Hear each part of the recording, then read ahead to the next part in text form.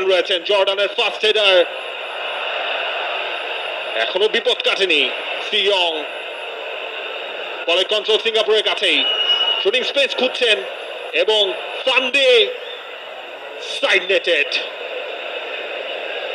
এই আক্রমণের সূচনা যেখানে হয়েছিল, যখন জর্ডান সবার ওপরে লাফিয়ে উঠে বলের নিয়ন্ত্রণ নেওয়ার চেষ্টা করছিলেন, সেখান থেকে পরে গিয়ে বাংলাদেশ পুরোপুরি বল ক্লিয়ার করতে পারেনি এবং কারো মুখে গিয়েও বলটা লেগেছে।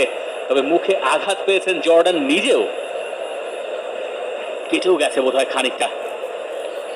বাংলাদেশের জন্য আরো একটা অ্যালার্মিং সাইন।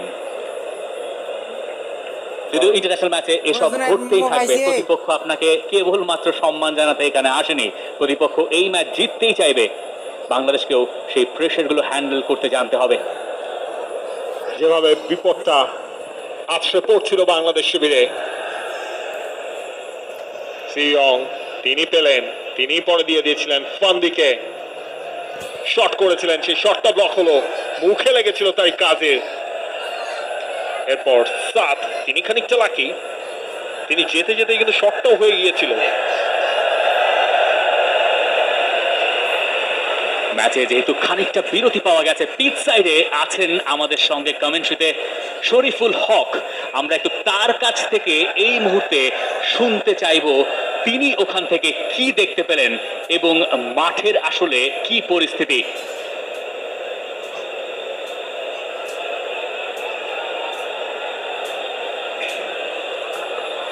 আমরা শরীফুল হকের জন্য অপেক্ষা করছি।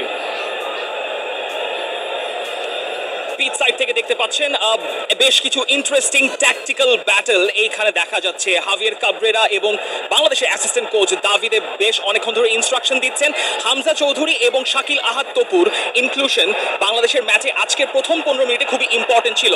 হামজা চৌধুরী যখন একটু নিচে নেমে আসছিলেন, তখন 3-2-2-3 একটা শেপে বাংলাদেশ আক্রমণে যাওয়ার চেষ্টা করছিল রাইট সাইড থেকে, যেখানে শাকিল আহাদ তপুর দুটো ক্রস খুবই ইম্পর্টেন্ট ছিল। কারণ হচ্ছে যখন সেন্ট্রালে রাকিব খেলছেন, রাকিব কিছুটা উইথড্র করে সেন্টার ফাঁকা করে দিচ্ছেন, সেই কারণে হচ্ছে রাকিবের ওই জায়গাটাতে ফাহমেদুল কিংবা সমিত সোম ঢোকার সুযোগ পাচ্ছেন। এরকম দুটো সুযোগ যেমন তৈরি হয়েছে, তেমনি আবার অন্যদিকে ফাহমেদুলও কিন্তু সুযোগ তৈরি করতে পেরেছিলেন। তবে ইকসান ফান্দিকে একবারই খুঁজে পাওয়া গিয়েছে, সেখানে ইকসান ফান্দি তার মাথাটা ছুঁয়েছিলেন বলে, তাই ইকসান ফান্দিকে আটকানোর জন্য শাকিল আহাদ তপু, তারিক কাজী এবং তপু বর্মনকে যথেষ্ট সতর্ক থাকতে হচ্ছে। দাভিদে যে কোনো ডেড বল সিচুয়েশনে বারবার ইনস্ট্রাকশন দিচ্ছেন কোন প্লেয়ারকে কোন জায়গায় থাকতে হবে।